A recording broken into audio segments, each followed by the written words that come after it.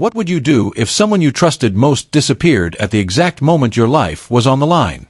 And more importantly, what would that tell you about loyalty, about character, about the people you keep close? It's a question that feels hypothetical, until it isn't.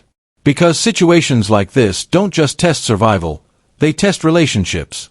They expose truths that everyday life keeps hidden. And that's exactly why this story has struck such a nerve. It isn't just about one moment, it's about a universal fear, that when everything collapses, the people you counted on might not be there. Let's slow this down and really step into what happened. Before the headlines, before the heated debates online, before people started choosing sides, there was history. Real history. The kind that isn't built overnight.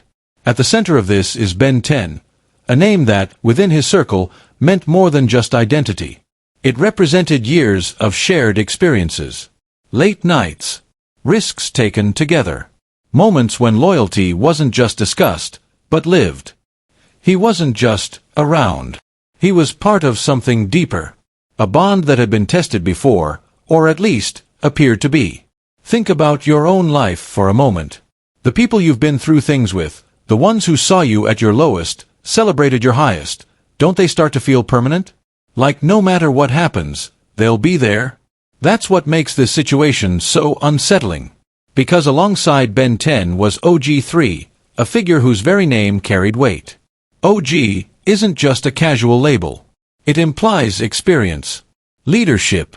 Someone who has seen enough to guide others through chaos. When someone embraces that role, consciously or not, they take on expectations. People look to them differently. They assume that when things go wrong, this is the person who will remain calm, make decisions, and stand firm. But here's the uncomfortable truth. Titles don't act, people do. And sometimes, the gap between how someone is perceived and how they actually respond under pressure is wider than anyone expects. Then there's NBA YoungBoy, a figure who, whether admired or criticized, has built a reputation around raw honesty. He doesn't package his words. He doesn't soften reality to make it more digestible. So when someone like him speaks, especially about people close to him, it carries a different kind of weight. It feels less like performance and more like exposure. And that's where the story takes its turn. The moment that changed everything wasn't dramatic in the way movies portray it. There were no warning signs, no slow build-up signaling what was about to happen. It was sudden, chaotic, real. Ben 10 found himself in a life-threatening situation. Not the kind people exaggerate online, but something severe enough to land him in critical condition. A hospital. Emergency intervention. A fight for survival that could have gone the other way. Imagine that moment, the confusion, the fear, the body shutting down while the mind struggles to keep up. And then ask yourself, in that exact moment, who do you expect to be there? Not later. Not after things calm down. Right then. Because that's when loyalty matters most, not when it's convenient, but when it's costly. Reports began to surface that OG3 was nearby when everything unfolded. Close enough to be present. Close enough to act.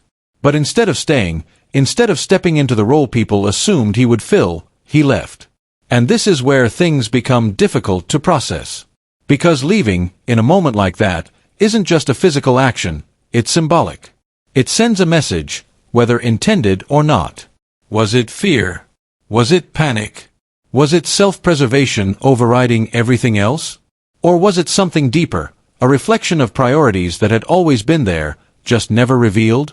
These are the kinds of questions people began asking. Not just online, but internally, within their own lives. Because if someone in a position like that can walk away, what does that say about the reliability of anyone? And then came the response that turned tension into explosion. NBA YoungBoy didn't stay quiet. He didn't wait for things to settle. He went public, directly accusing OG3 of abandoning Ben 10 in his most critical moment. No ambiguity. No soft language. Just a clear, sharp statement. When it mattered, you weren't there. That kind of accusation does more than create conflict. It forces people to confront reality. It draws a line between perception and truth. And it raises a powerful question. When loyalty is broken, should it be handled privately, or does the world deserve to see it? There's no easy answer to that. Some believe loyalty includes protecting each other's image, even in conflict. Others believe that accountability requires exposure. But in this case, the public nature of the accusation amplified everything. People weren't just watching, they were analyzing, replaying scenarios in their minds, projecting themselves into the situation. Because this wasn't just about three individuals anymore. It became a mirror reflecting something universal. And then, all eyes turned to OG3. This was the moment people expected clarity. A detailed explanation. A timeline. Something concrete. Maybe he left to get help. Maybe there was a misunderstanding. Maybe the situation wasn't as it appeared. There were countless possibilities that could have reshaped the narrative. But what came instead was unexpected. Being a leader is not easy.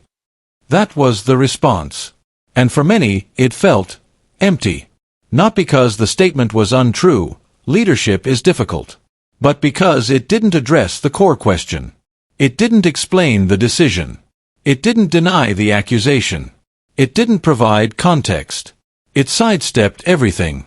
And when someone avoids specifics in a moment that demands them, people tend to fill in the blanks themselves. That's human nature. Think about it. If someone asks you a direct question about a critical moment, and you respond with something vague, what assumption do they make? Usually, not a favorable one. And that's exactly what happened here. Instead of calming the situation, the response intensified it. People interpreted the lack of detail as confirmation, as an inability to defend the action. And suddenly, the narrative shifted from "what happened" to "why didn't he address it?" But beneath all of this, the accusations, the responses, the public reactions, there's a deeper layer that often gets overlooked. What happens to the person at the center of it all? Ben 10 didn't just survive a physical crisis. He now had to process something else entirely: realization. Realizing who was present. Realizing who wasn't. And that kind of realization isn't simple. It changes how you see people. Permanently. Because near-death experiences don't just test your body, they sharpen your perspective. They strip away illusions. After something like that, you don't look at relationships the same way. You start asking questions you may have avoided before. Who would actually show up for me? Who has proven themselves? And who has just talked? And perhaps the hardest question of all, have I been trusting the wrong people? These aren't comfortable thoughts. But they're real ones. Now zoom out even further. Because this story resonates not just because of the individuals involved, but because it reflects a pattern people encounter throughout life. As you grow older, something subtle but significant happens. Your circle changes. Not always by choice. Sometimes people drift away. Sometimes conflicts create distance. And sometimes, situations like this reveal truths that can't be ignored. You start noticing patterns. Who checks on you consistently, not just when it's convenient? Who stands by you when there's nothing to gain? Who disappears when things become complicated? And slowly, your understanding of loyalty evolves. It stops being about words, about promises, about appearances. It becomes about presence, about action, about who is actually there when it matters. And here's the difficult reality. Once that trust is broken in a critical moment, it rarely returns to what it was. You can forgive. You can move forward. But the clarity remains. You've seen what that person does under pressure. You can't unsee it. And that's what makes this situation so powerful and so unsettling. Because it forces a question that many people avoid asking themselves. If everything went wrong tomorrow, who would truly be there? And just as important, would you be there for them? Because loyalty isn't just about what others do. It's about what you choose to do when the moment comes. It's easy to believe we'd act a certain way. That we'd stay, help, stand firm. But until that moment arrives, it's all theoretical. So maybe the real takeaway from this story isn't about judgment. It's about reflection. About looking at your own circle, not with suspicion, but with clarity. About recognizing that loyalty isn't proven in comfort, it's revealed in crisis. And about understanding that the people you trust most should be the ones who don't disappear when everything is on the line. Because in the end, when everything else fades, titles, reputations, words, what remains is simple. Who stayed, and who didn't? It's a quiet question, but it carries a weight that echoes far beyond any single moment. Long after the noise dies down and the headlines disappear, that question lingers in the background, shaping how we remember people and how we understand loyalty itself. Yes, people can apologize. Yes, situations can be explained, reframed, or even misunderstood in the heat of the moment. Context can shift perspectives, and time can soften harsh judgments. But the version of trust that existed before that moment, the effortless kind, the kind where you didn't need to think twice before relying on someone, that rarely comes back the same way. It doesn't vanish entirely, but it changes. And sometimes, that change is enough to alter everything. That's why this situation resonates beyond just music culture or internet drama. It's not really about names, fame, or platforms. It's about something deeper, something almost instinctive that everyone understands, regardless of where they come from. Because it taps into something universal. Think about your own life for a moment. Not the public version of it. Not the curated highlights or the moments people see on the surface. But the real, unfiltered version. Who are the people you would trust in a crisis? Not just in words, but in action. Who would actually show up, not when it's convenient, not when it benefits them, but when it's difficult, uncomfortable, or even risky? And just as importantly, have they ever been tested? Because it's easy to assume loyalty when everything is calm. When life is smooth, relationships often feel solid, dependable, unbreakable even. People laugh together, support each other in visible ways, and everything appears aligned. But calm waters don't reveal much. The real answers only come when something goes wrong. When pressure builds. When decisions have to be made quickly. When there's something at stake. That's when loyalty stops being a concept and becomes a choice.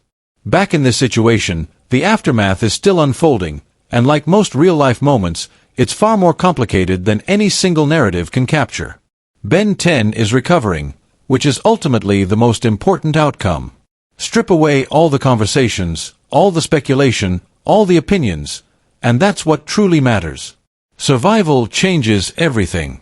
It brings clarity in a way nothing else can.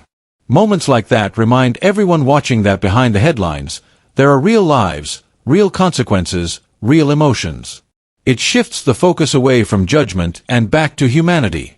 But while physical recovery is one journey, the emotional and relational aftermath is another entirely. OG3, on the other hand, faces a different kind of challenge. One that isn't visible, but can be just as impactful. Reputation. Because once a narrative like this takes hold, especially in a public space where millions of people form opinions instantly, it becomes incredibly difficult to reverse. It doesn't matter how complex the reality is. What people believe often matters more than what actually happened. And first impressions, especially during moments of controversy, tend to stick. That initial response, being a leader is not easy, has already become a defining part of how people interpret the situation. For some, it sounded like an explanation. For others, it felt like an excuse. And for many, it raised more questions than it answered. Was it a moment of honesty, or a moment of deflection? Was it a reflection of pressure, or a glimpse into priorities? Whether that's fair or not, is another question entirely. Because fairness doesn't always shape public perception. Emotion does. And once people attach meaning to a moment, it's hard to separate the two. Then there's NBA YoungBoy. He continues moving forward, as he always has. Addressing what he feels needs to be addressed, speaking when necessary, and then shifting his focus to what comes next. There's a pattern there, a kind of resilience, or maybe just a way of navigating a world where everything is constantly under scrutiny. Not every moment is explained. Not every detail is clarified. But the movement never really stops. And maybe that in itself raises another question. Is moving forward a strength, or sometimes a way of leaving things unresolved? Because while time creates distance, it doesn't always create closure. And the ripple effects of moments like this don't disappear quickly. They linger. They show up in subtle ways, in how people interact, in how trust is extended or withheld, in how future situations are handled. Even when everything seems to return to normal on the surface, something underneath has shifted. Dynamics change. Perspectives evolve. People remember. And perhaps most importantly, people reassess. They reassess what loyalty really means, not in theory, but in practice. Because loyalty isn't just about presence. It's about action. It's about what someone does when there's pressure, when there's uncertainty, when there's something to lose. So where does that leave us? Maybe not with answers, but with better questions. Can someone recover from a moment like this, or does it permanently define them? History shows that people can rebuild, but it's rarely simple. It takes consistency, accountability, and time. Even then, the rebuilt version of trust often looks different from what existed before. Is loyalty something that can be rebuilt once it's broken under pressure? Or does the memory of that moment always linger in the background, quietly influencing every future interaction? And when conflicts like this happen, is it better to handle them privately, or does going public serve a purpose? Public conversations can bring transparency, but they can also amplify misunderstanding. Private resolutions can protect relationships, but they can leave questions unanswered. So which approach truly leads to growth? There's no single right answer. And maybe that's the point. Because situations like this aren't meant to be neatly resolved. They're meant to be understood, reflected on, and learned from, both by those involved and by those watching from the outside. But one thing is certain. Moments of pressure reveal more about people than years of calm ever could. They strip away assumptions. They challenge perceptions. They expose what's real, and what only seemed real when everything was easy. And whether we're talking about public figures or our own lives, the lesson remains the same. It's not what people say about loyalty that matters. Words are easy. Promises are easy. Even intentions can feel convincing in the moment. But action, especially under pressure, that's where truth lives. That's where people show who they really are. So take a moment and think about your own circle. Not just who's around you, but who has truly shown up for you. Who has been there when it wasn't convenient? Who has stood by you when there was nothing to gain? Who has stood by you when there was nothing to gain? Who has proven, through action, that their presence isn't conditional? And then ask yourself something even more important.